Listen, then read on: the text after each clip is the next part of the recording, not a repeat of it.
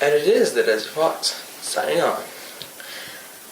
But before the video starts, I'd like to say thank you to Benny T, I'll leave his comment right here, for saying move your lamp to kind of the background so we can still see your face, but it's not blinding the viewer. Good criticism. And improve the video by 100. Now, let's get on to the video. Okay. So, anyways, we're going to have a gun review again. It was so successful the first time that I say we'll do another and another one until I run out of guns to review.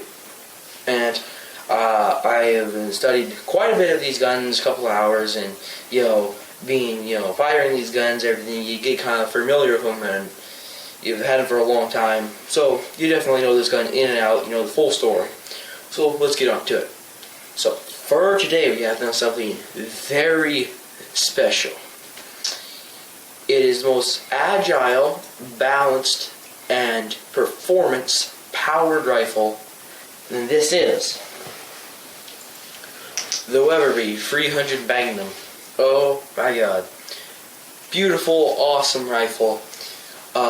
And I would like to be a little nicer. However, sadly, the hillbillies we bought this from we traded 2 shotguns from them. But this was about 6 years ago. So, anyways, they put it in a stupid stock. Hey, but you can always get a new stock. But we're planning to do that. But for the most part, it doesn't really matter the stock that much. But it is still a amazing rifle. And let's go on to the history of this quite beautiful rifle and explain some of it. It's made out of, the story and the configuration and the long history of how this rifle is made. So our story begins in 1945, about a month after World War II, and the last military surplus for just went off, and basically the gun companies now have a new problem on their hands. Now since the governments have basically sold most of their military surplus, and then basically these gun companies in 1939 all knew war was coming. So what do you do when they prepare for war if you're a gun company? Make a lot of factories, make sure your weapons are high grade to impress the government you're selling them to, and have a lot of factories in case they get bombed, which they will, and basically just have a lot of guns. Now, at the end of World War II, none of the American factories were bombed. So, basically, they had all these factories on hand just pumping out guns and simple supply and demand. You got this factory over here, this factory over here, this factory over here, making piles and piles and piles of guns, and no one sees a concern for them anymore. So you see a problem.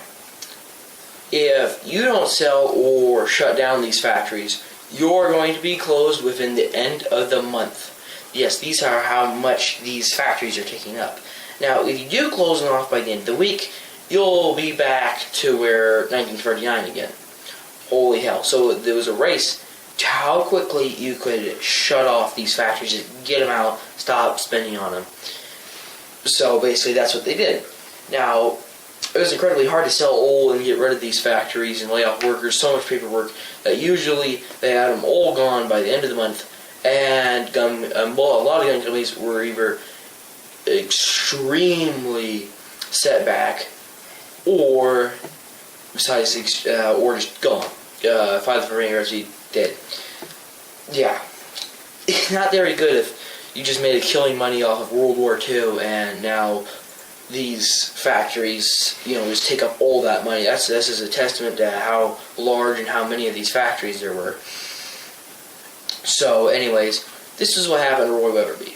He was on the fringes of being bankrupt, barely had enough money to restart again, and decided that he could not make any other guns. So he only had enough money to make one or two guns, right? Only one or two. And, well, to know his motivation behind the 300 Weatherby, and specifically, this is a 300 Weatherby Magnum, to know his inspiration behind this beautiful piece of artwork, we have to know at first what happened.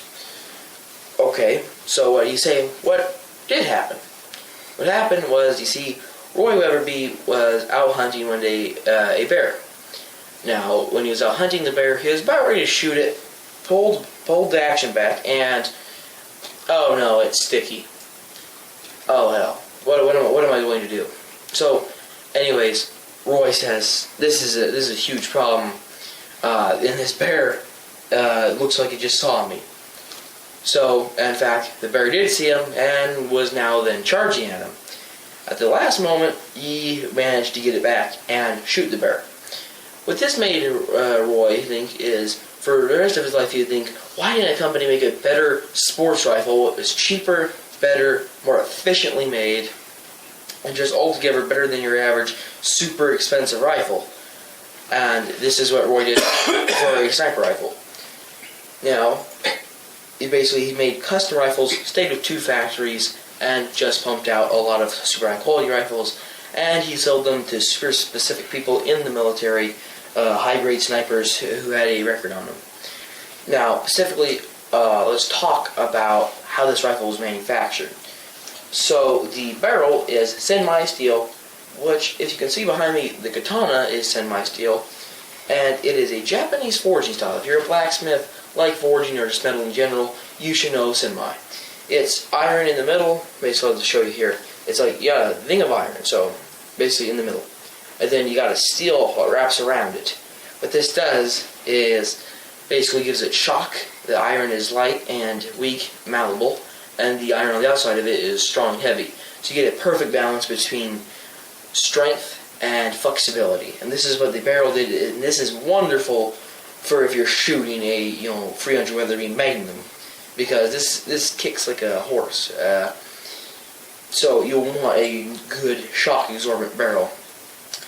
Now let's actually see the action. Now, most bolt action rifles, the action is that's the sound it makes. Now for this, well, let's see what sound it makes. Now, it was made to be a lot quieter than your average bolt action to avoid enemy detection.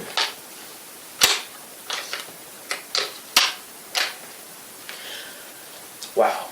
Just wow. Now, I'm sorry if this is going to seem inappropriate, but that was like it had Astroglide in it. That was so smooth.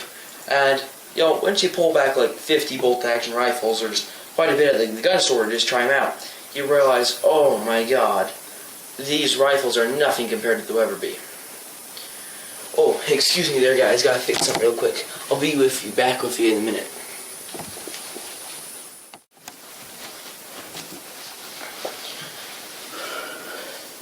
So sorry about that technical difficulties, but yes, anyways. Oh, where was I? Oh yeah, and a correction. Like I said, yes, the action is obviously very smooth. Now, it is time for Desert Fox Recommend. So, what would I recommend? Well, we got this Weatherby for cheap. Why? Now, we didn't pay for it. We just, traded in some shotguns, right? Who cares? And you're just pump action, so don't really feel about that. Pump actions, break your goddamn arm off, no problem. And only for about 4 to 8 shots. Yeah, pump actions. And this Weatherby is a historical item and such finely created. It's definitely so nice, but the really horrible hillbilly-ish stock, I want to say, that they put on this rifle just downgraded it. Now, you can get a stock for it which looks like the Predator you would use, but yeah, this stock makes it a lot horrible.